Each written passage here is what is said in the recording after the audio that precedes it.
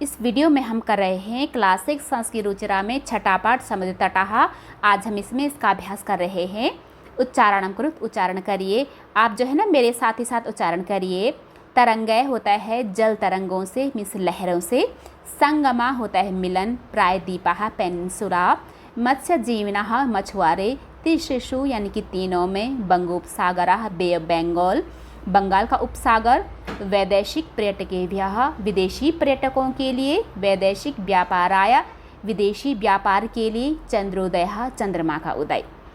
अब हम पढ़ेंगे दूसरा, अधोलिखितानां प्रश्नानां उत्तरम लिखत, यानी कि नीचे लिखे गए प्रश्नों के उत्तर लिखिए। पहला इसमें जनाः का भी जल विहारम कुर्वन्ति। लोग का भी होता है किसके द्वारा या फिर किससे। जल विहारम कुर्वन्ति, लोग किससे जल विहार करते हैं, नावों से। तो नाव का हम क्या बोलते हैं, नौकाभिः। जनाः नौकाभिः जल विहारम कुर्वन्ति। का भी की जगह हम लिखेंगे नौकाभिः, बाकी सारे word same to same copy होंगे। अब है इसमें ख, भारतस्य दीर्घतमः समुद्र तटः कः, यानी कि भारत का सबसे लंबा समुद्र का तट कौन है। कहा मिस कौन, कौन है, मेरिना तट जो कि चेन्नई नगर का है। तो हम कहा की जगह लिखेंगे चेन्नई नगरे से मेरिना तटः, बाकी सेम टू सेम कॉपी होंगे सारे वर्ड्स। भारतस्य दीर्घतमः समुद्र तटः चेन्नई नगरे से मेरिना तटः अस्ति। अब है इसमें गा, जनाः कुत्र स्वैरं विहरन्ति, यानी कि लोग कहाँ बिना रोक टोक भ्रमण करते हैं। कुत्र का अर्थ होता है कहाँ, स्वैरम होता है बिना रोक टोक यानी कि बिना किसी डर के। कहाँ पर, ये मुंबई शहर के जुहू तट में। तो कुत्र की जगह हम लिखेंगे कि मुंबई नगरे से जुहू तटे, है ना, बाकी सेम टू सेम कॉपी होगा। जनाः मुंबई नगरे से जुहू तटे स्वैरं विहरन्ति। अब है इसमें बालकाः बालुकाभिः किं रचयन्ति, यानी कि बच्चे बालुका के द्वारा, रेत के द्वारा क्या बनाते हैं, बालू के घर बनाते हैं। तो किम की जगह हम लिखेंगे बालुका गृहम, है ना। बालकाः बालुकाभिः बालुका गृहम रचयन्ति, कि बच्चे रेत से बालू के घर बनाते हैं।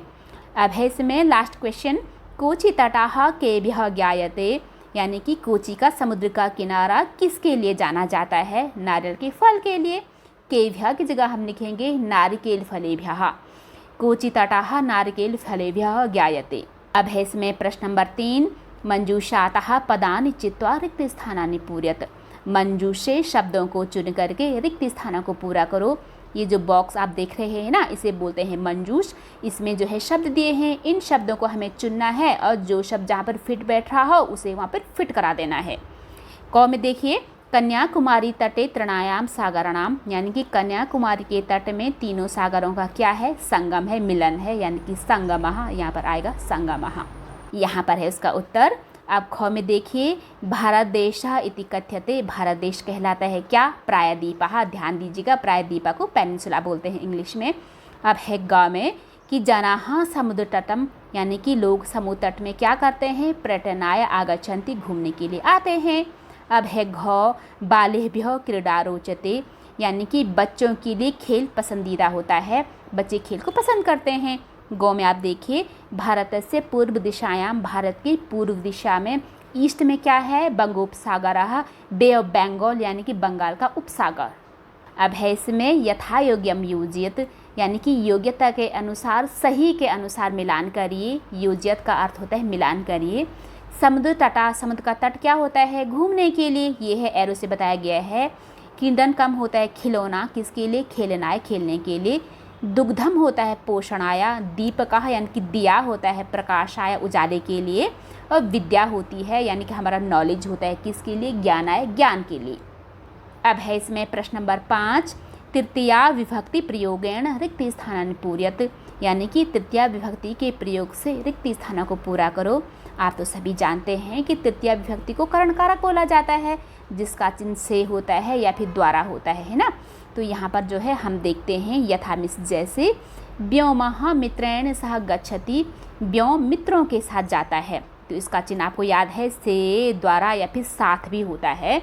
क में आप देखिए, बालकाः बालिकाभिः सा पठन्ति, कि बच्चे बच्चियों के साथ पढ़ते हैं। अब है तडागाः कमलैः विभाति, तड़ागा जो है तालाब को बोला जाता है। कमलय, कमल के फूलों के द्वारा विभाति सुशोभित होता है।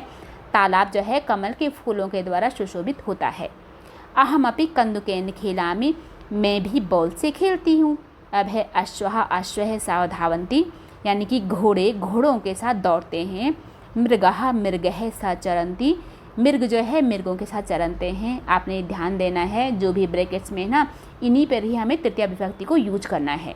अब है इसमें छठा, अधोलिखितम वृत्तचित्रम पश्यत, यानी कि नीचे लिखे गई वृत्त, वृत्त जो है ना शकल को बोला जाता है, शकल के चित्र को देखिए। पश्यत मीन्स देखिए।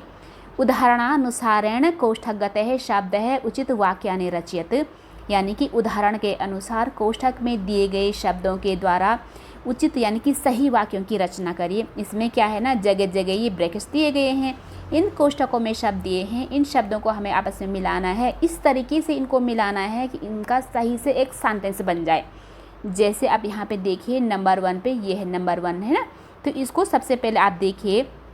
सबसे पहले तो हम रहीमा लिखेंगे, क्योंकि कर्ता को सबसे पहले लिखा जाता है। कर्ता क्या होता है ना, जो सेंटेंस में काम करता है, इसलिए रहीमा को सबसे पहले लिख दिया है। मित्र सह, जिसमें भी साथ आता है उसमें तृतीया विभक्ति लगती है, तो इसमें आएगा मित्रेण सह क्रीडति, खेलता है, अर्थात रहीम दोस्त के साथ खेलता है। अब है इसमें दूसरा वाला कि रहीम द्विचक्रिका आपणम गच्छति, द्विचक्रिका जो है ना बाइसिकल को बोला जाता है, आपणम होता है बाजार, गच्छति जाता है, यानी कि वो साइकिल से बाजार जाता है। साइकिल से, अगेन इसमें तृतीय विभक्ति है ना, मुझे लगता है कि इस सब में जो है तृतीय विभक्ति ही है, तो हमें तृतीय विभक्ति को यूज कर देना है। तो द्विचक्रिका का तृतीय विभक्ति में क्या बनेगा, द्विचक्रिकया आपणम बाजार गच्छति जाता है। बाकी ये सारे word same to same copy होंगे, सिर्फ इसमें आपको ये ध्यान रखना है ना कि जिसमें भी तृतीय विभक्ति लगनी है उसी में थोड़ा थोड़ा चेंजेस होते हैं। द्विचक्रिकया आपणम गच्छति, यानी कि रहीम बाइसिकल से बाजार जाता है। अब तीसरे में आप देखिए कि रहीम कलम से पत्र लिखता है, तो सिर्फ यहीं पे आ गया कलमेन, बाकी रहीम पत्रम लिखति, बाकी सेम टू सेम कॉपी होगा कि रहीमा कलमेन पत्रम लिखति, कि रहीम कलम से पत्र लिखता है।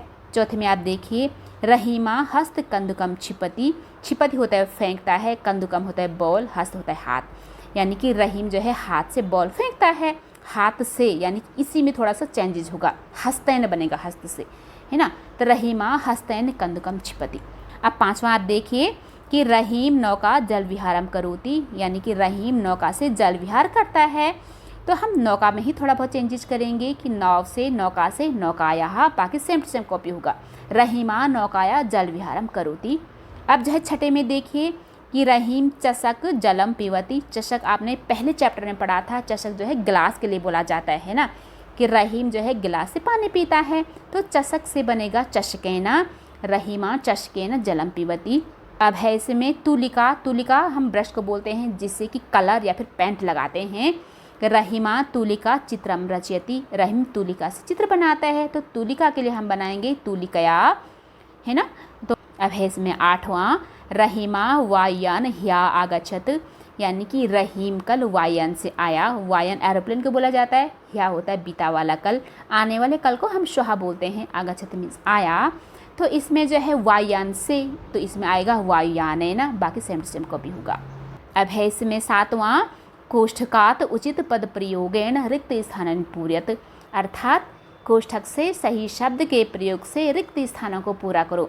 ये जो कोष्ठक हैं इसमें दो शब्द दिए हैं, एक शब्द गलत है, एक शब्द सही है। जो सही शब्द होगा उसको उठाकर हमें यहाँ पर लिख देना है, उसको मैंने अंडरलाइन किया है, आप जो है इसको उठाकर यहाँ पे लिख देना। धनिकाहा जो है, जो सेठ लोग होते हैं उसे धनिक बोलते हैं। धनम ददाति, धनिक जो है धन देता है, किसके लिए, गरीब के लिए, यानी कि निर्धनाय। बालः विद्यालयं गच्छति, बच्चा जो है स्कूल जाता है, किसके लिए, पढ़ने के लिए, पठनाय। सज्जनाः जीवन्ति, यानी कि सज्जन अपना जीवन जीते हैं, किसके लिए, दूसरों के भले के लिए, परोपकाराय। प्रधानाचार्य पारितोषिकम यच्छति, यानी कि प्रधानाचार्य पारितोषिक जो है इनाम को बोलते हैं, इनाम देता है, किसके लिए, बच्चों के लिए, विद्यार्थियों के लिए, छात्रेभ्यः। अब है नमः शिक्षकाय, शिक्षकाय नमः, टीचरों के लिए नमस्ते। इसमें आपको ये ध्यान देना है सबके सब में चतुर्थी विभक्ति लगती है जिसका चिन्ह के लिए होता है।